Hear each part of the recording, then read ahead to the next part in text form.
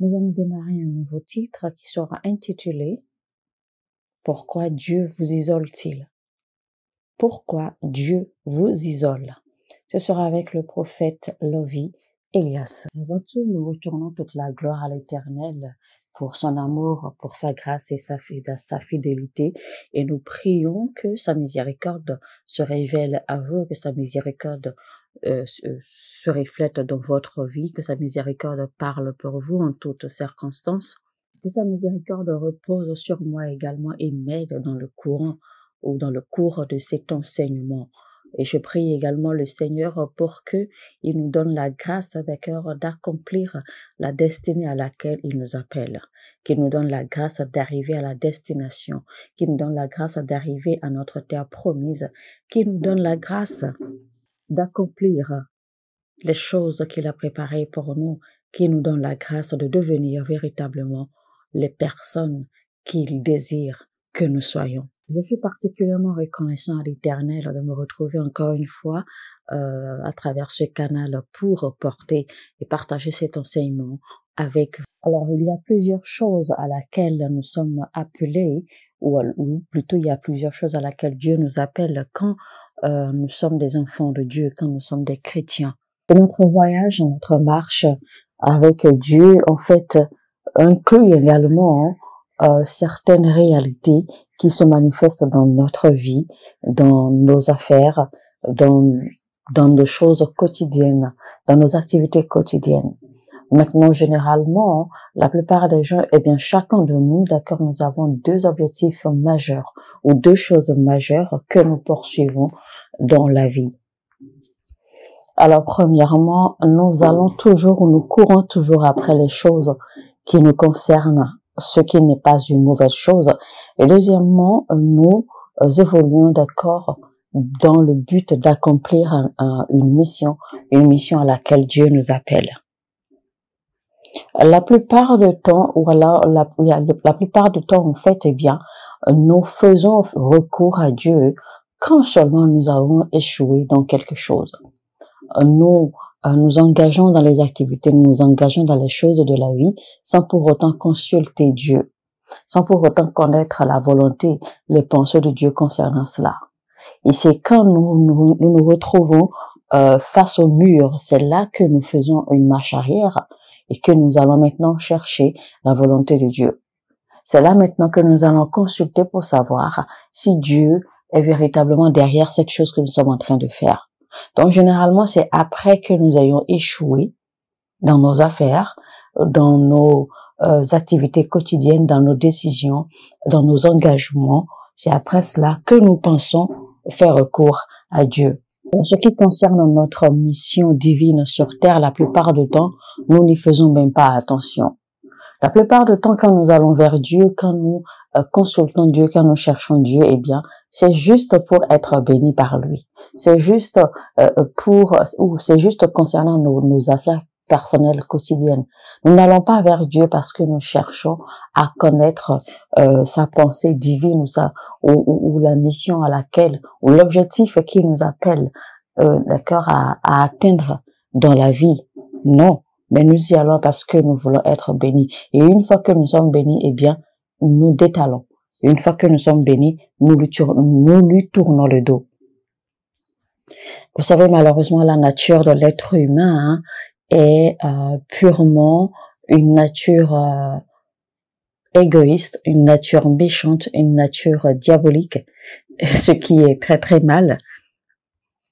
C'est pour cela que nous devenons chrétiens, quand nous devenons enfants de Dieu, il touche notre cœur, il transforme notre cœur afin que nous puissions voir clairement, proprement, comme cela se doit. Autre chose, quand nous devenons chrétiens, notre parcours vers l'accomplissement, d'accord, de notre destin devient encore plus dur. Et vous allez constater que les choses qui habituellement étaient faciles pour vous à accomplir, ne le sont plus. Vous allez constater que de plus en plus les choses deviennent dures, les choses deviennent plus difficiles à toucher, à acquérir ou à accomplir. Alors, beaucoup de questions commencent à jaillir de nos pensées.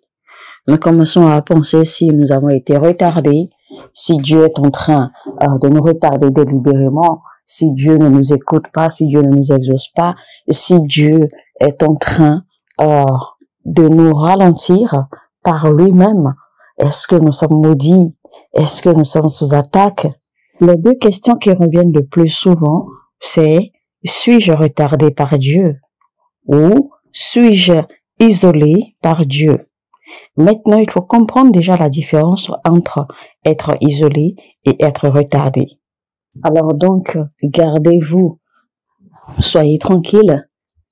Cet enseignement va vous aider, d'accord, à comprendre. Cet enseignement va vous aider à comprendre davantage quand les saisons ou quand les périodes se présentent à vous, afin de savoir véritablement où vous vous trouvez et comment vous en sortir. Alors, quand vous n'arrivez pas, d'accord, à percevoir les choses selon les perspectives divines, eh bien, vous risquez de vous noyer. Vous serez donc abandonné, vous serez donc laissé à vos pensées personnelles, personnelles guidées par la chair, guidées par les émotions, et ainsi, eh bien, vous risquez, d'accord, de mal juger ou de mal comprendre, d'accord, les plans de Dieu. Et ainsi, malheureusement, vous allez vous trouver sur un mauvais chemin, vous allez vous trouver sur une mauvaise direction, sous prétexte que vous êtes en train de rechercher la bonne voie. Il faut donc une compréhension parfaite de la part de Dieu pour savoir et pour comprendre si vous êtes isolé par Dieu lui-même ou si vous êtes retardé. Alors, chers téléspectateurs bien-aimés dans le Seigneur, je vous exhorte donc à partager maintenant ce lien. Prenez cette pause, cliquez sur le bouton j'aime, likez maintenant ce contenu et partagez-le, d'accord, maintenant au maximum partout où vous pouvez le partager afin que d'autres personnes puissent se connecter, afin que d'autres personnes puissent écouter ce message également, parce que ce message en entier va véritablement être très très intense, très très profond, révélateur, et ce message va vous bénir parce que vous allez découvrir beaucoup de secrets, beaucoup de mystères. Mais je tiens rapidement à souligner également que nous allons faire ce message en série, en petite série. Donc, restez connectés, abonnez-vous, activez la cloche de notification pour ne rater aucun épisode, aucune partie de ce message en entier. Et que Dieu vous bénisse. Parce qu'à la fin de ce message, à la fin des séries, eh bien, vous allez mieux comprendre si vous êtes retardé par Dieu, si vous êtes isolé par lui-même, si vous êtes caché par lui-même, vous serez en mesure de comprendre cela aisément et clairement. Et ceci vous ouvrira les yeux, ceci vous aidera à voir les choses, à percevoir les choses selon les perspectives de Dieu. Ceci vous aidera à voir les choses comme Dieu les voit. Alors, parlant de retard ou d'être caché, eh bien, en réalité, ce n'est pas aussi simple que nous pensons. Ce n'est pas aussi simple que le mot. Parce qu'il y a des choses dans votre vie, il y a des choses autour de vous qui peuvent vous retarder. Et ces choses ne sont pas forcément vues par l'œil nu. Ces choses ne sont pas forcément visibles. Parce que vous pouvez être retardé à cause de votre désobéissance. Vous pouvez aussi être retardé parce que il y a un esprit maléfique quelque part qui se dresse contre vous. Alors, à part ces deux façons d'être retardé, il y a également une troisième façon, d'accord, qui est très délicate. Eh bien, cette façon d'être retardé également, c'est que Dieu lui-même peut vous résister. Dieu lui-même peut vous retarder. Et cela va de soi parce que cela dépendra de sa volonté, des plans qu'il a pour vous. Donc, même s'il y a des esprits malins, des esprits maléfiques qui se dressent contre vous, contre votre évolution et qui vous retardent, qui vous ralentissent, ou que vous soyez retardé ou ralenti dans la vie par votre désobéissance, eh bien, la troisième façon, la plus délicate, d'accord, et celle-là, il faut vraiment faire attention, c'est que Dieu lui-même vous résiste. Oui, Dieu peut bel et bien vous résister. Et Dieu peut aussi vous cacher ou vous isoler. Il y a donc le fait que Dieu vous résiste. Il y a le fait que Dieu vous isole.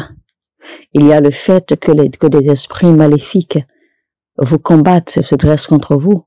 Et il y a aussi le fait que, de par votre désobéissance, vous êtes retardé, vous êtes ralenti dans la vie. Mesdames et messieurs, c'était donc la première partie de notre message. Nous allons nous en arrêter là. Eh bien, nous vous disons merci et surtout restez câblés, d'accord, pour recevoir la suite de ce message. Le titre, c'était donc « Pourquoi Dieu vous isole-t-il » et ceci est la première partie. C'était donc avec le prophète Lovy Elias.